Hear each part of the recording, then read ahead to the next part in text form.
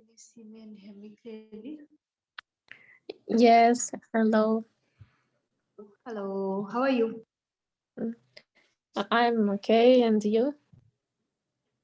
Yes, still recovering, but better. Yeah, great. So we'll begin today's session. Yeah, sit comfortably wherever you are. Keep your back and neck straight, and very gently close your eyes. Just start observing your breath.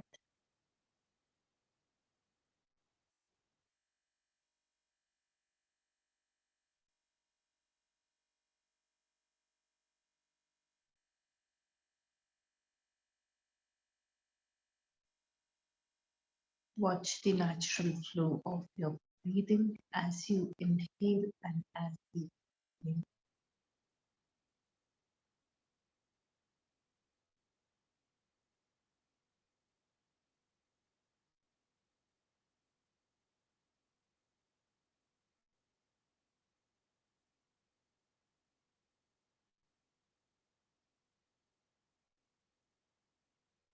Very gently shift your attention to your body. Become aware of your posture.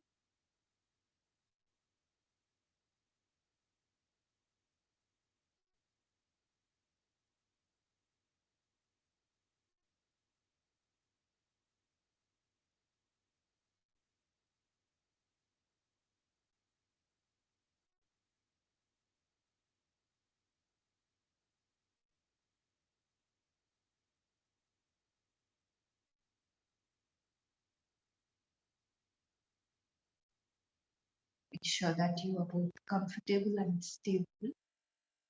Once you make all the adjustments,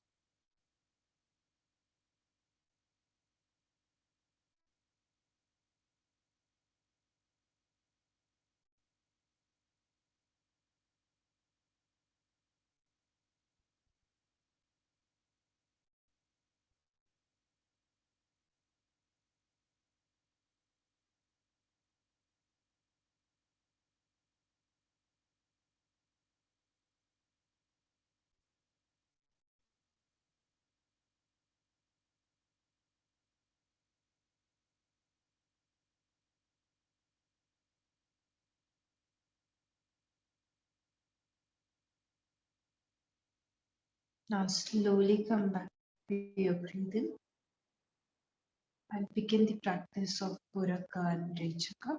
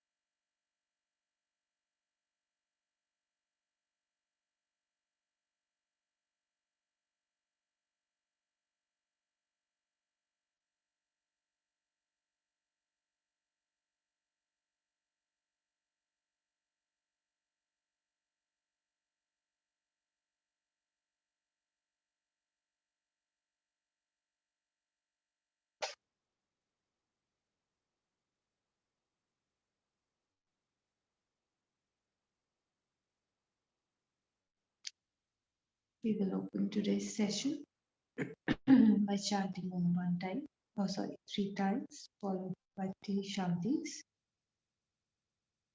Inhale deeply for Om.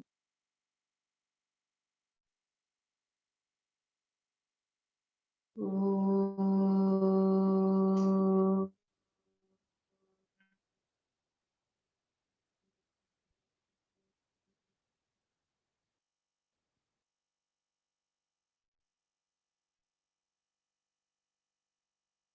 Om.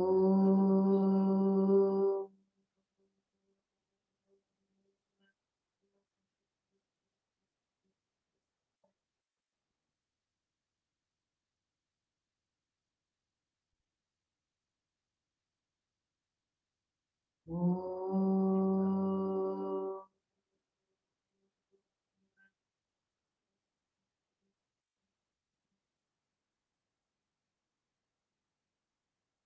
Shanti.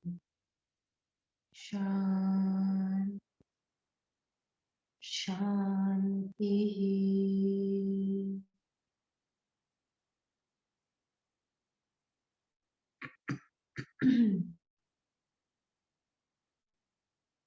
Feel the vibrations.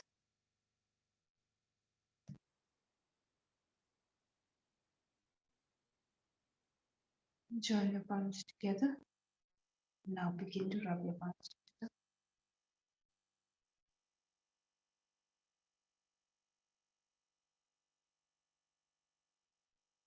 Keep your palms on your eyes. Very slowly, while blinking. Looking at the hands. You can open up your eyes. Coming back with a good smile. Om Shanti. Namaste. Let us begin our session for today. So today we are going to finally finish the practice, and we have come to the final stage, the stage of nadishodhana.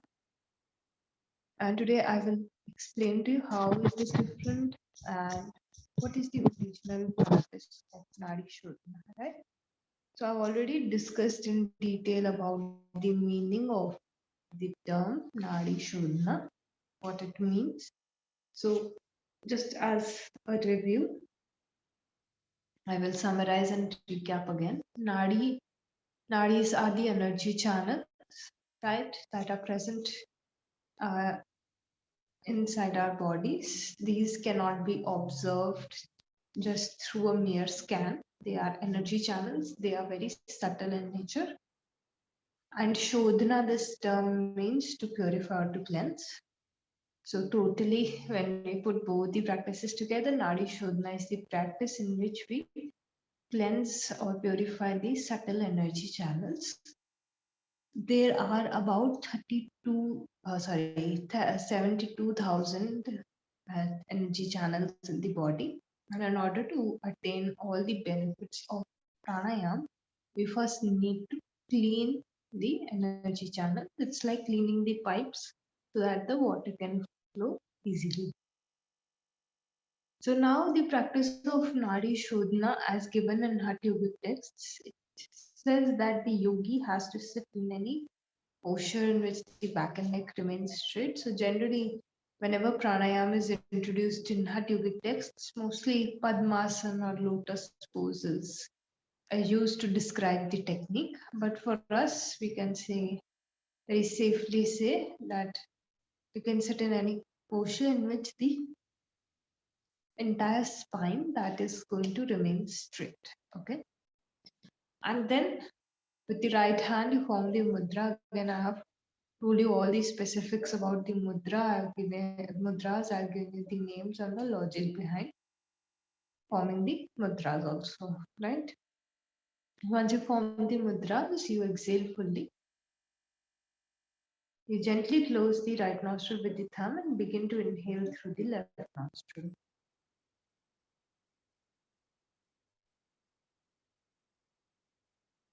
Right? Once you inhale, now the next step is to hold. So internal retention.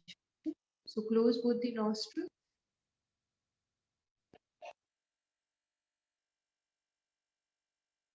Then open the right nostril, exhale.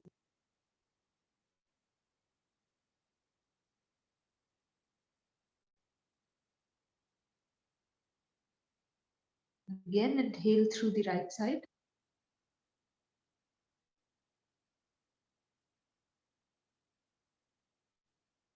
Close both the nostrils again, hold the breath.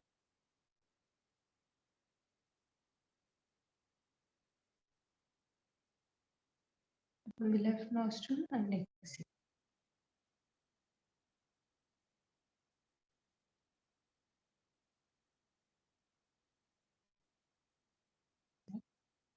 So this constitutes one round. Okay, so I will just write down the entire process. So like yesterday, we are beginning by inhaling right through the left, left nostril. We are inhaling. Then after the inhalation, we are going for inner retention. Okay.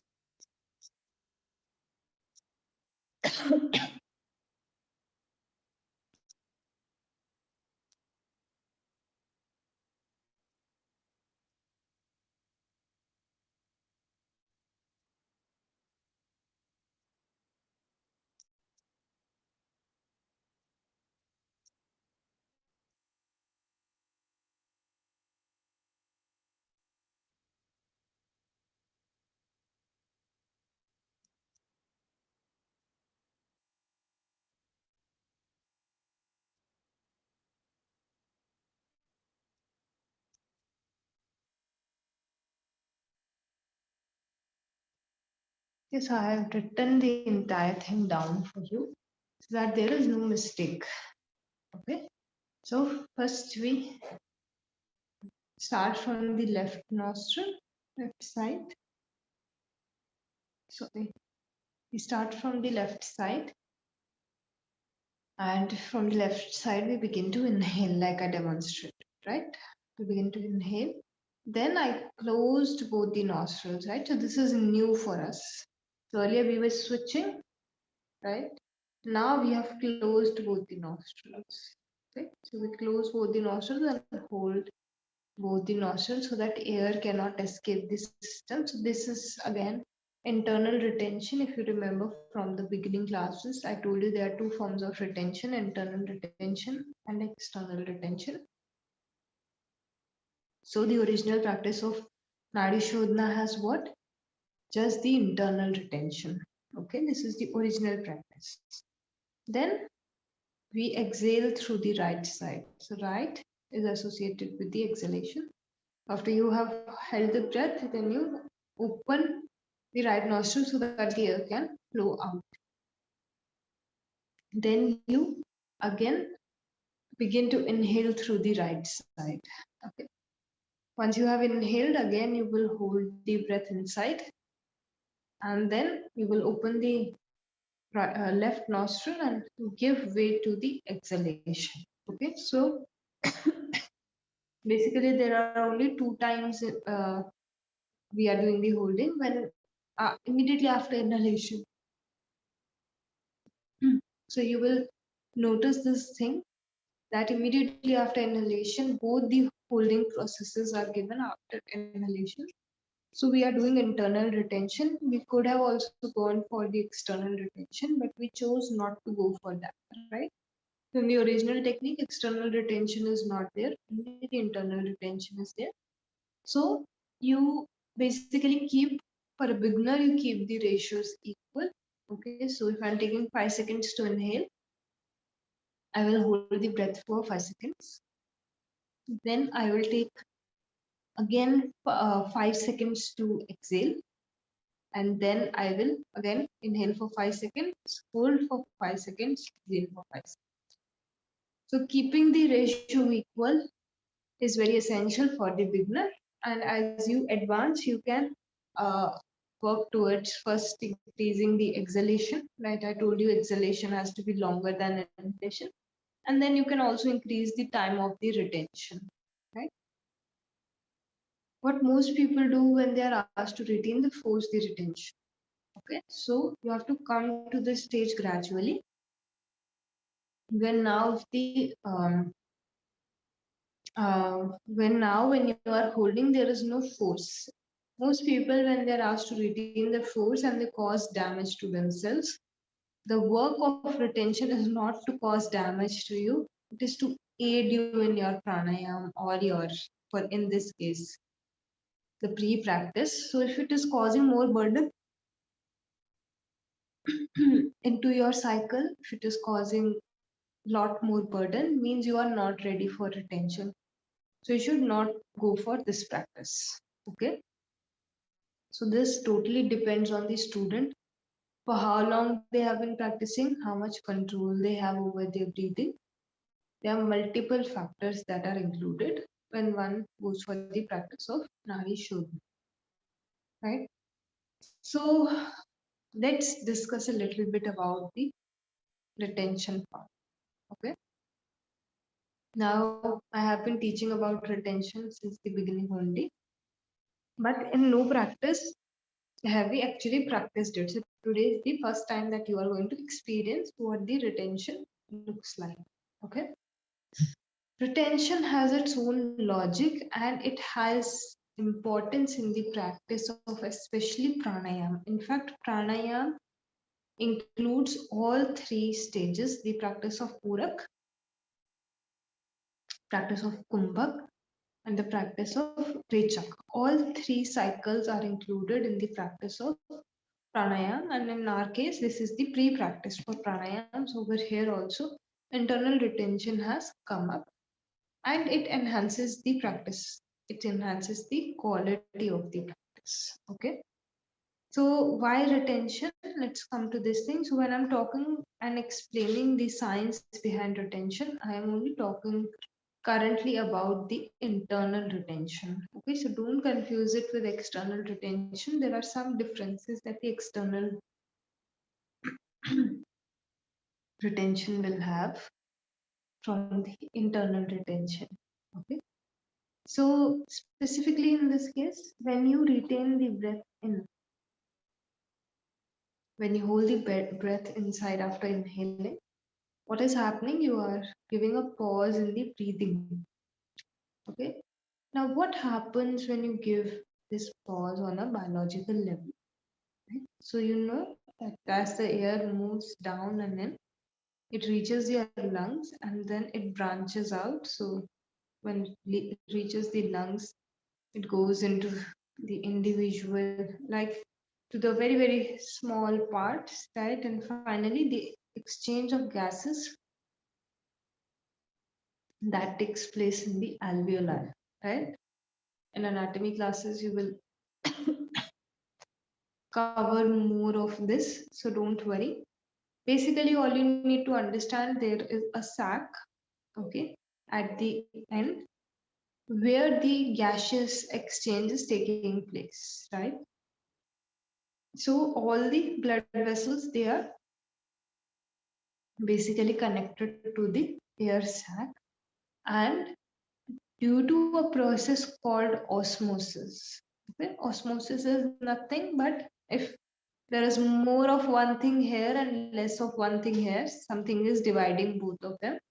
Then because the layer is allowing the movement, okay, the thing that is more over here, it will get transmitted to here, right? It's just a kind of force, you can say, which is allowing the movement of the excess of one thing from one particular place to move to the other place where it is less. Okay, so now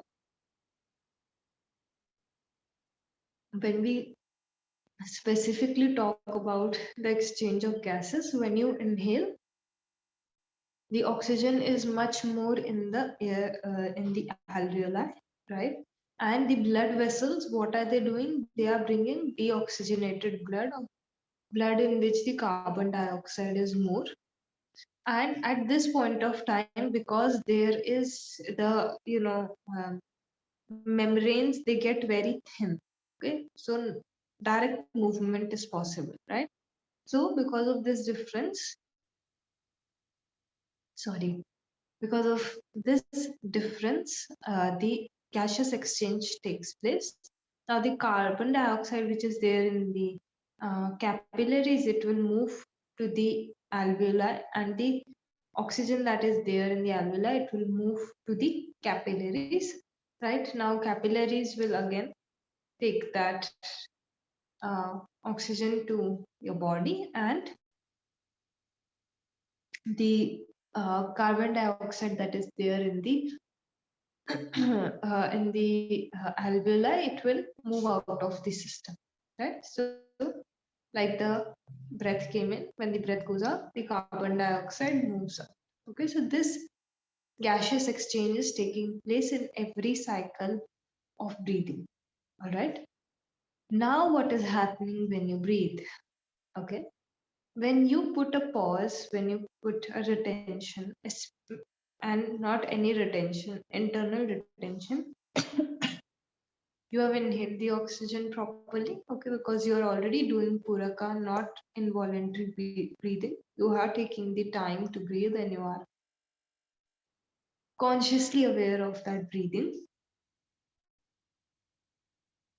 When this thing happens and you hold, right? So now, because of normal respiration that is going on, the exchange that is taking place, it's not that efficient in nature. Okay. But when you do the holding, the alveoli, it first thing, it is able to expand to its full capacity. And second thing, the exchange is able to take place more properly because now there is more time for the exchange of the gases. Okay.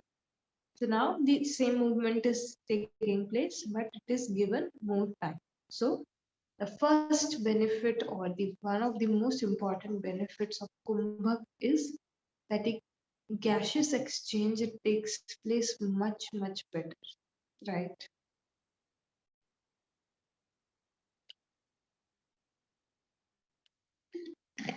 So you would have seen pranayam practitioners, they have a glow on their face. They are so young, right? So one of the reasons is because right now in your body, most of the times the toxins are not moving out properly, right? So first thing why you should do internal retention is this. Now, second reason why retention should be done. Now, I said exchange takes place more properly. So one thing is it is getting more time. Second thing is when you retain the breath, this entire oxygen that has been transferred to your system, it gets more time to reach each and every cell of the body. Okay. So if you have like some or any background of why disease occurs on a biological level, the cells are not getting the oxygen properly, and when these cells of a particular area they don't get the oxygen properly, disease begins to develop in that area. Okay. So second thing that happens when you retain the breath inside, the oxygen it gets a chance to reach each and every cell of the body, right? That is why pranayama practitioners remain so young, because when each and every cell gets the proper amount of oxygen, of course it will be able to function more properly. When it functions more properly, of course you are going to glow up, right? No a different glowing cream, nothing is required, right? You can do this just by altering the mechanisms of your own body, right? It was just an experiment, right? So, so when you do the practice of internal retention, you make sure that the oxygen is reaching each and every cell. Each and every cell is functioning properly. Each and every cell, whatever kind of waste it is producing, that is being carried by the blood properly, right? And then that exchange, when it reaches the main exchange point, it is getting exchanged properly, right? So, contrary to common belief, when you do any kind of pranayama practice properly, right? I'm putting aside this practice for a few moments. When you do any pranayama practice properly meaning you are doing the retentions, you will see that the amount of oxygen that the blood actually gets goes down. So the yogis, in pranayam, people believe that the oxygenation it gets better. Okay, but if you see from this perspective, in that same breath, like if suppose in my normal involuntary breathing, I'm taking 14 to 15 breaths in a minute, right? Now I start to do pranayam. First thing, I slow down the inhalation, I slow down the exhalation, right? And then on top of it, I introduce retention, right? So now from 15 breaths, I have come down to suppose half, okay, 7 breaths. So we'll take the example of 14, we can divide it into half, right? So we have come down to 7 breaths in a minute, right? Now, 7 breaths in a minute will of course give my blood less oxygen than 14 breaths, right? Yeah. So, contrary to very popular beliefs, pranayam reduces the amount of oxygen that is there in the body, right? But it improves the efficiency with which that oxygen is distributed, and that is exactly what you require for the correct functioning of your body. All the pre-practices, they will increase the amount of oxygen in the body. But when you come to pranayam practices or even the practice of nadishodhana, which we are going to do today, you actually reduce the amount of oxygen that is present in your body, but you make sure that the distribution is correct, which is something that most people don't work on. They will take more breaths, right? Or they will take deeper breaths, but the efficiency with which the distribution is taking place, that gets avoided. So whenever you do the retention, just remember there are a lot of other benefits also, which I generally do not talk about because they are very general benefits. Most people know if you retain the breath, this will happen. If you retain the breath, that will happen, right?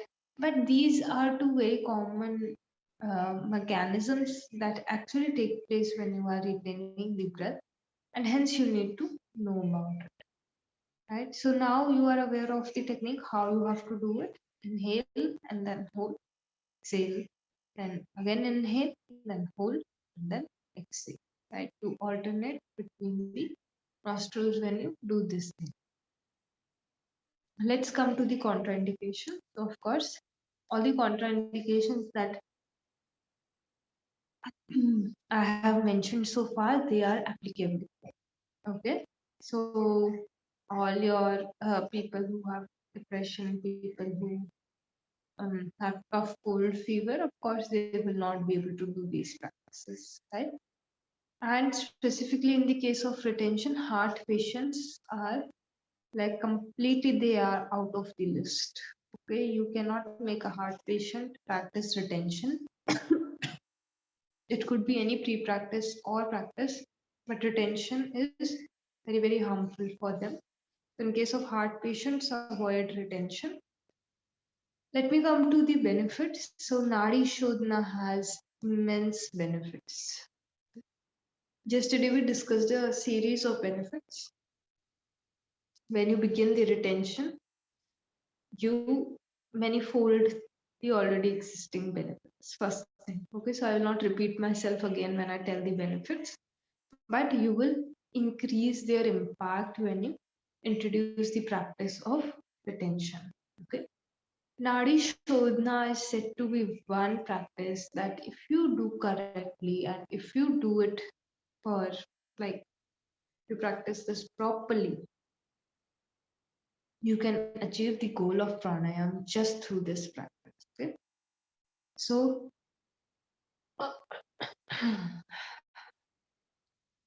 so in the beginning, I have told you the goal of pranayam is to reach a point where you are able to naturally retain your breath, right?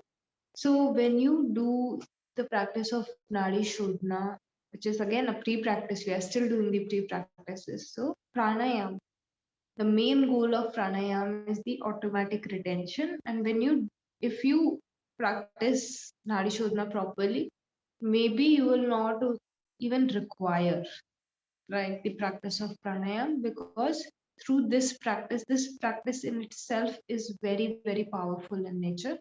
If you do this correctly, properly, then only through this practice you will achieve the entire aim of pranayam. You don't have to do any other form of pranayam, right? Any doubts, queries, questions? Otherwise, we will directly jump into the practice. Yes, and in only simple Anapana, is it possible to achieve the final goal? Because I think sometimes back I only tried Anapana, only Anapana, and once I felt that I don't want to breathe at all. So Okay, see, Anapan is a technique, like, so if you read about the technique of Anapana and if you see the way, right, over there, there is no pranayam practice, there is nothing. Okay, so don't mix both of them. Pranayam is is a Hatha yogic practice. Okay, so Hatha yogi is, first working on the health of the body, doing asanas, then coming to pranayam, then doing this, and then they think that after a few other steps, they will be ready for the practice of meditation. But Buddha in his time, Siddhartha Gautam in his time, did not like, he did learn whatever was existing in his time. But when you look at his practices, when you read about his practices have nothing to do with pranayam, right? So, see, final goal is the same, where the retention is automatically taking place, right? But from a Hatha yoga point of view, pranayam is the way, right? But if you look from the eyes of a Raj Yogi, so in philosophy, we will cover Raj Yoga also. So Raj Yogi doesn't do anything, doesn't do the asana practice, doesn't do the pranayam exercises, not as such. Like Hatha Yogis, they have given names of asanas, they have, given types of pranayam, so many types and varieties are there, not like that.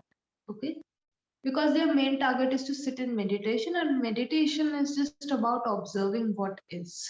Okay, so even though, of course, through both the practices you are able to attain that thing, basically, essentially, the answer to your question is yes. But what I'm actually trying to explain over here is both of them are different schools of thought. Okay, the person who is practicing anapan and vipassana, they are not focused on changing the flow of the breathing, right? They are just going to observe their reality as it is. And through that, maybe at a particular point of time, this stage will come where they don't feel like breathing. So, natural retention.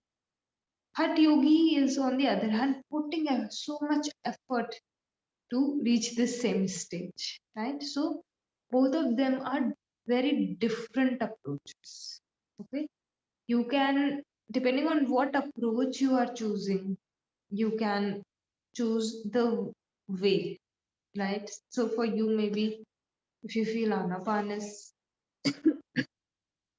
is that right, so you can go ahead and just practice anapan for your personal practice. I'm saying these classes are for, to train you to become a teacher, first thing, and second thing, also to deepen your practice, right? So I hope you are able to get the perspective change in both the things. It's different. yes, thank you. Any other questions, doubts? Right. Not yet, I think. Now all is clear. Thank you. Right. So we will begin our practice. Sit comfortably, keep your back and neck straight.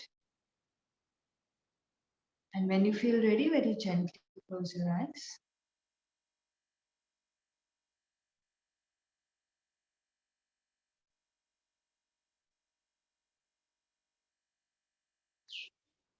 And now begin to observe your breath.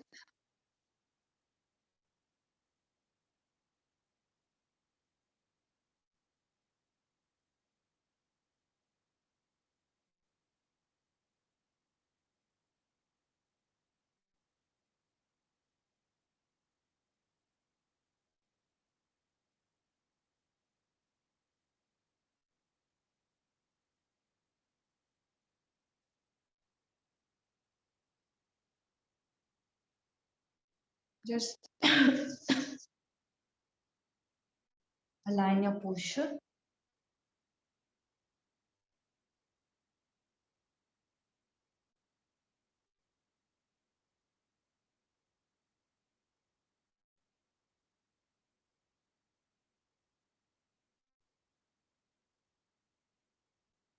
Be stable and comfortable in whatever pose you have chosen, and set a mental resolution that you will keep your body still for the remaining of the practice.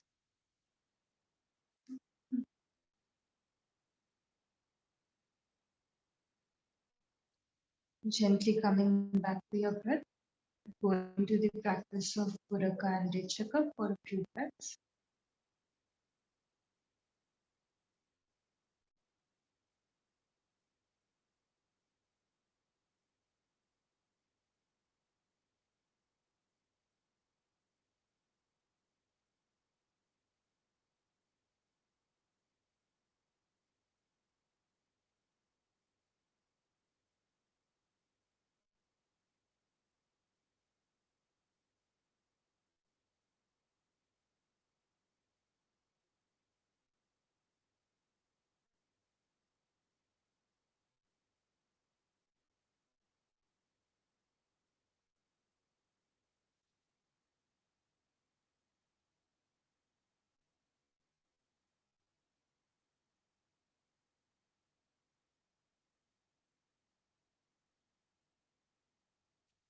We will start with the practice of abdominal breathing. So you can place one hand on your abdomen. Exhale fully.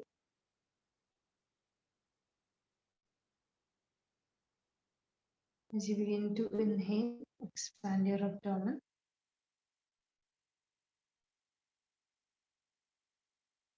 As you exhale, contract your abdomen.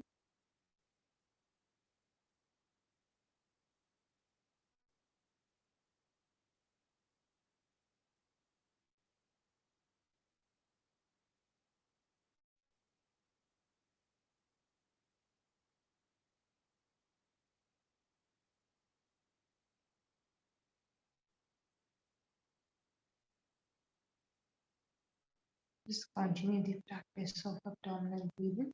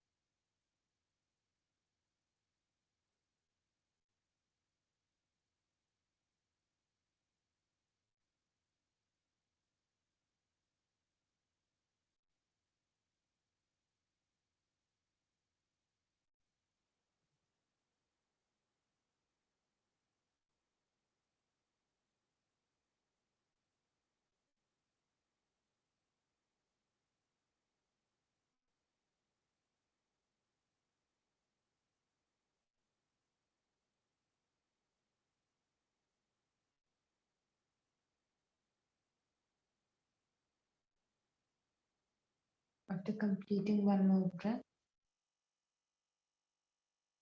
suspend your practice. Come back to your natural breathing. Just keeping the back and neck straight. Simply observe the impact of your practice.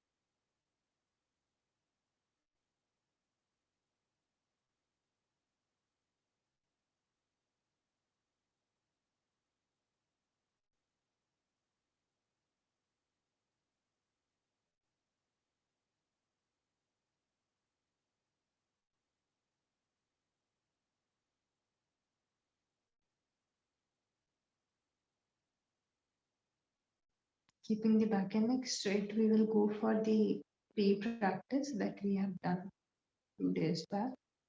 Make the mudra with your hand.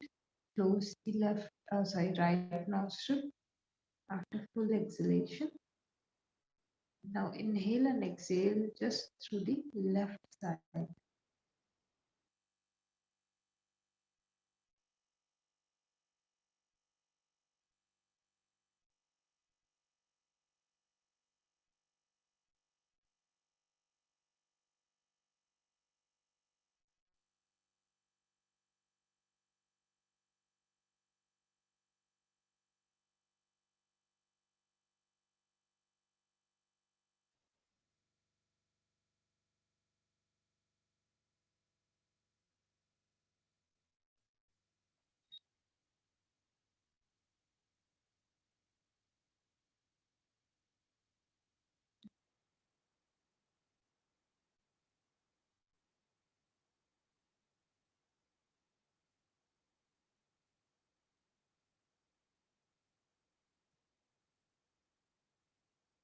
Slowly and gently switch the nostril. Close the left nostril, open the right nostril. Inhale and exhale through the right side.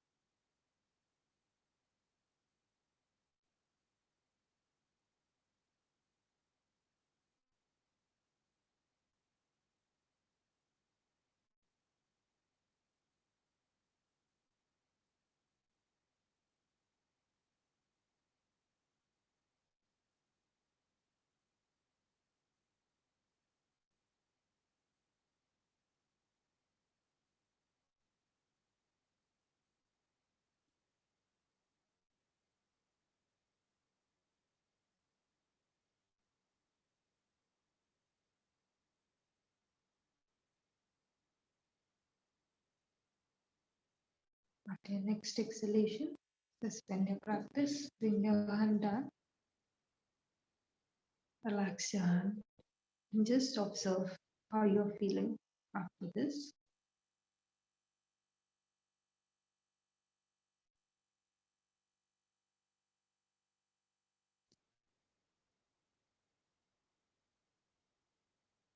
Keeping your back and neck straight, prepare yourself for the practice of Anulom-Vilom. Again, form the preferable mudra with the right hand.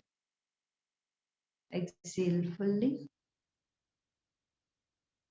And close the right nostril. Begin to inhale through the left nostril.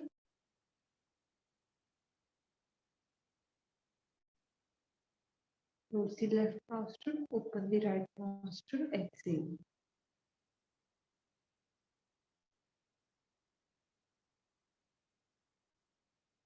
Begin to inhale through the right side.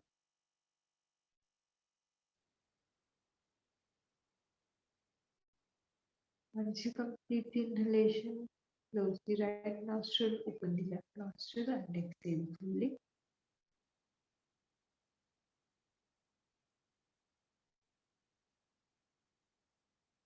This is one round. You can continue your practice like this, going for a few more rounds.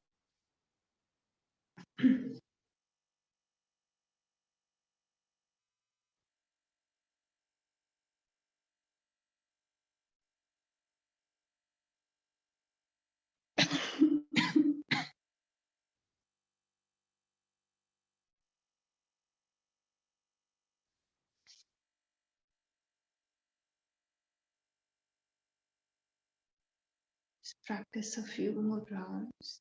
Try to keep each inhalation and each exhalation equal.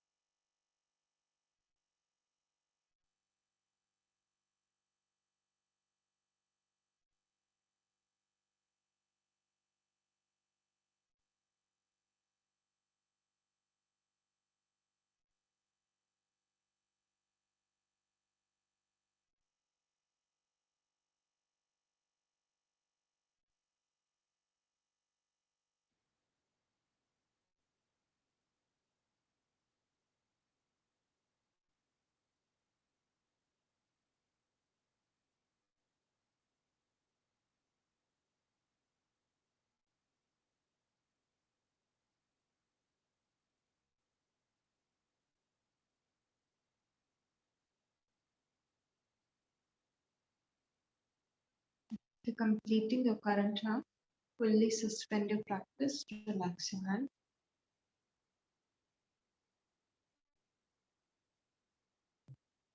See how you're feeling after your practice.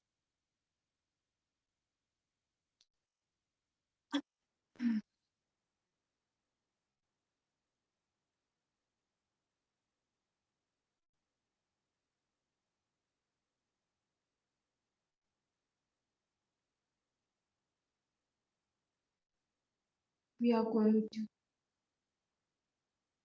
go for the final practice for today. Keep your hand relaxed for a few more moments.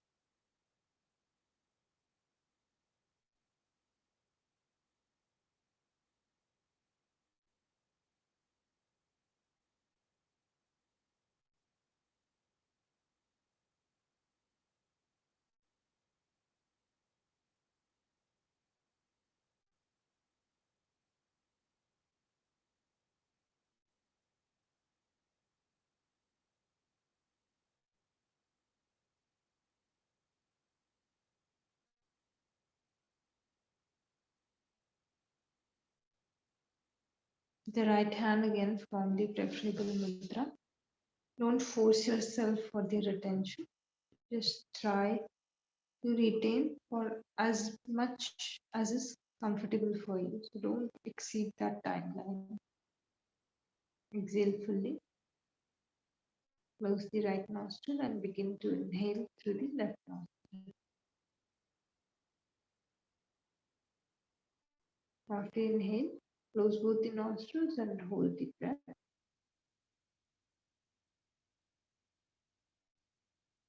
Open the right nostril, begin to exhale.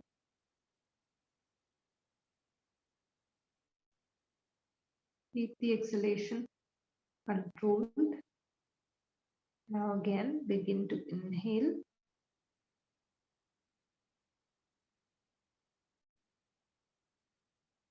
Close both your nostrils.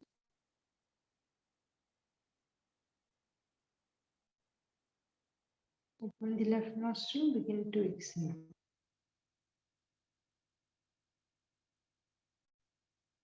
This forms one round of nadishodhana. Practice a few more rounds.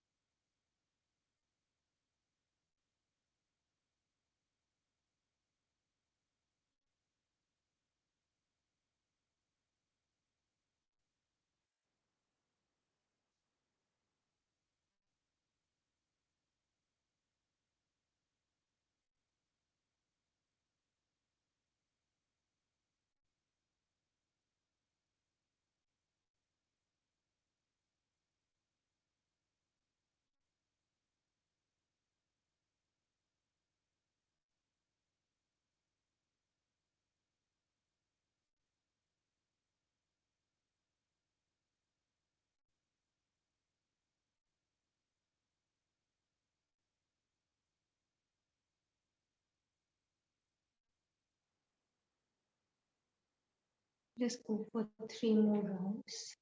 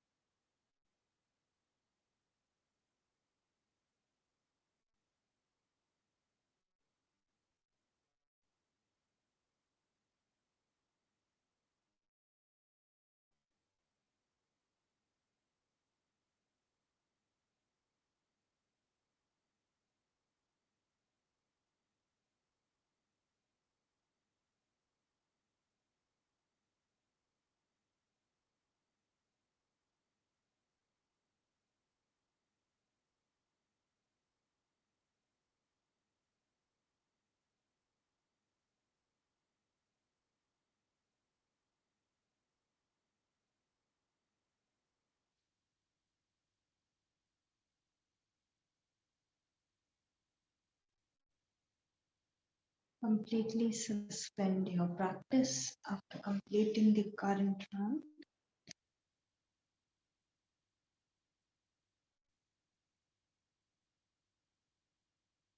Keeping the back and neck straight. Simply observe how you are feeling.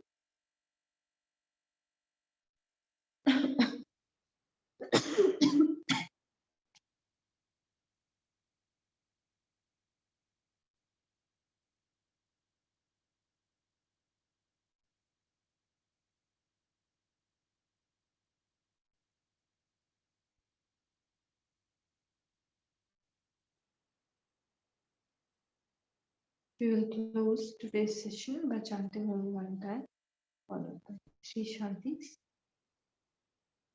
Take a deep inhalation for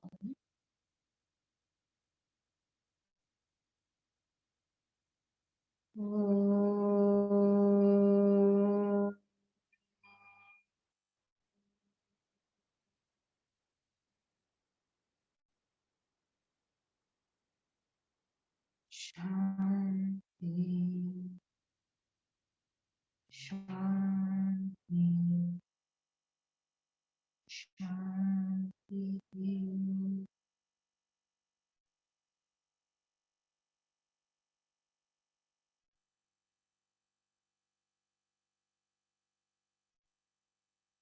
Feel the vibrations.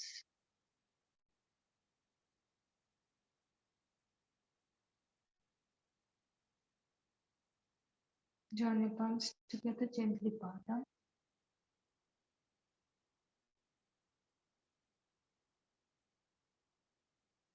Begin to rub your palms together.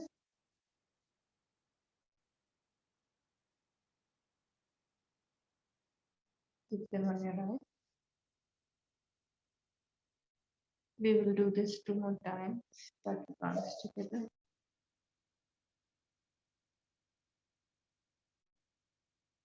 Keep them on the eyes. One last time. Rub the palms together.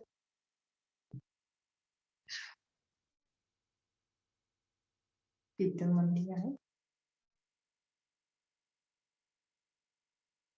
Very slowly, while blinking and looking at the palm, begin to open your eyes.